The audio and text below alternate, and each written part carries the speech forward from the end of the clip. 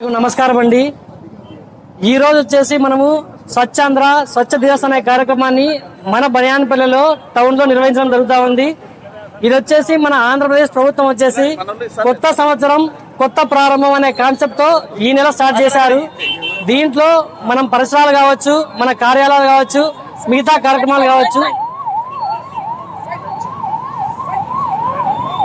సరే రా